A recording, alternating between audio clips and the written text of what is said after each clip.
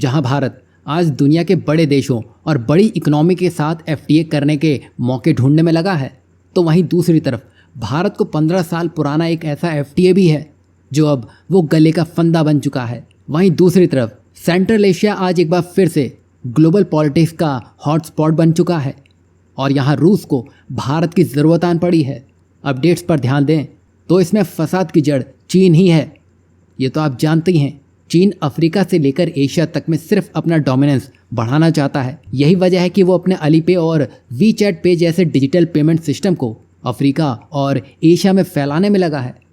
और इसके पीछे सिर्फ एक बड़ा कारण है, अमेरिकी डॉलर का मुकाबला करना और उसको कमज़ोर करना। और चीन यहीं नहीं रुका है। चीन RCEP ग्रुप को सामने लाया था, जिसमें चीन भी उसका हिस्सा था।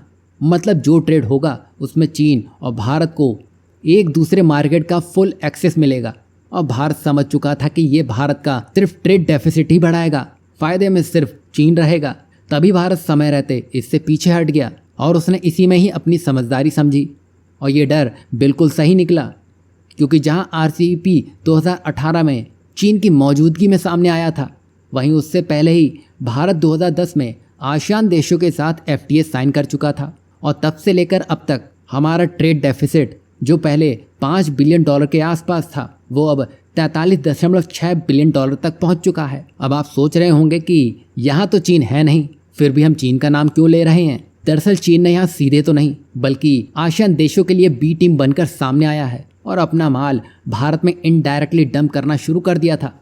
और यही वजह है कि अब भारत सरकार भी सामने आकर इसका जवाब दे रही है। जहाँ भारत के वाणिज्य मंत्री यानी कि पीयूष गोयल ने साफ कह दिया है, आसियान FTA एक भारत की बड़ी मूर्खता थी। यही वजह है कि भारत नए समझौते पर अब ज़्यादा सतर्क रहेगा, क्योंकि आने वाले समय में भारत के साथ अमेरिका, ब्रिटेन और पूरा यूरोप मिलकर FTA करना चाहता है। तो भारत ये जो भी करेगा वो अपनी शर्तों और अपने हिसाब से ही करेगा, क्योंकि भारत अब समझ चुका है कि अगर ऐसा नहीं किया तो भारत का मार्केट का एक्सेस यही सब ले जाएंगे और भारत के हाथ में सिर्फ ट्रेड डेफिसिट बचेगा। वहीं आसियान देश भी कम नहीं थे, उन्होंने भारत के बड़े मार्केट का भरपूर फ़ायदा उठाया, लेकिन भारतीय उत्पादों को अपने यहाँ उतनी जगह नहीं दी। अब भारत FTA की शर्तों को फिर से बातचीत के जरिए रिन्यू करेगा ताकि व्यापार में संतुलन बनाया जा सके। अब भारत पैसिव ट्रेड नहीं बल्कि एक स्मार्ट नेगोशिएटर बन चुका है। यहाँ आपको क्या लगता है, भारत ने आसियान पर ज़रूरत से ज़्यादा भरोसा कर लिया था, जिसकी वजह से आज उसको ये दिन देखना पड़ रहा है? हाँ या ना में अपनी राय ज़रूर दीजिएगा। वहीं दूसरी अपडेट चीन के सताए हुए रूस की है, जो ये चाहता है कि भारत अपनी इन्वॉल्वमेंट सेंट्रल एशिया में बढ़ाए ताकि चीन की बढ़ती मौजूदगी को धीमा किया जा सके। दरअसल जब रूस यूक्रेन में उलझा हुआ था, तब चीन ने मौके का फ़ायदा उठाते हुए सेंट्रल एशिया में अपने मोहरे सेट करना शुरू कर दिया।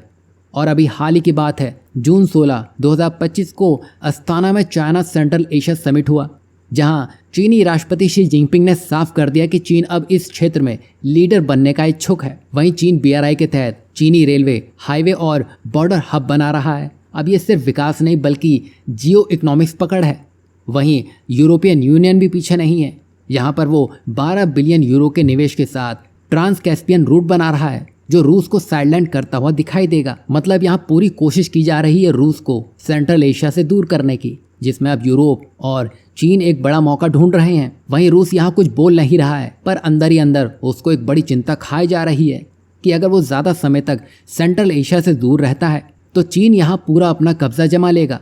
और ये हम नहीं कह रहे हैं, हाल ही में एक रिपोर्ट भी सामने आई थी, आप आर्टिकल भी देख सकते हैं, जिसमें सार्वजनिक तौर पर दोस्ती का दावा करने के बावजूद यूक्रेन युद्ध शुरू होने के बाद से चीन के सरकारी हैकर्स लगातार रूसी सैन्य और रक्षा प्रणालियों को निशाना बना रहे हैं। इसमें परमाणु पनडुब्बियों, ड्रोन सिस्टम और युद्ध के मैदान में रणनीति से जुड़े संवेदनशील डाटा चुराना भी शामिल है। ऐसे में रूस फिर भारत की ओर देख रहा है, तभी वो भारत को जॉइंट प्रोडक्शन के लिए Su-57 का ऑफर दे रहा है। साथ ही साथ सोर्स कोड भी उसके साथ देने को तैयार बैठा है। साथ ही त्रिकोणा की बात कर रहा है। लेकिन भारत समझदारी और बैलेंस बना रहा है, ना चीन से टकराव करने की कोशिश में है और ना ही रूस से दूरी बनाने के मूड में दिख रहा है, क्योंकि जिस तरह भी ग्लोबल सप्लाई चेन धीमी पड़ चुकी है, ऐसे में चीन को पूरी तरह से साइडलाइन करना अभी पॉसिबल नहीं होगा और बीच बीच में उसको दाना पानी डालते रहना होगा, क्योंकि चीन के पास रेयर अर्थ का भंडार मौजूद है। तभी भारत बातचीत और डिप्लोमेसी से आगे बढ़ रहा है। अब देखा जाए तो सेंट्रल एशिया में एक बड़ा खेल शुरू हो चुका है। चीन चाले चल रहा है, रूस पीछे हट रहा है और यूरोपियन यूनियन मौके पर नज़र रख रहा है। और भारत की बात करें तो वो शांति से लेकिन बेहद चतुराई से किंग मेकर बनने की तैयारी में है। यहाँ आपको क्या लगता है, क्या भारत को खुले तौर पर सेंट्रल एशिया में एक्टिव हो जाना चाहिए या पहले रूस को दवाई पिलाना सही रहेगा? इस पर आप अपनी राय क्या कुछ रखते हैं ज़रूर बताइएगा।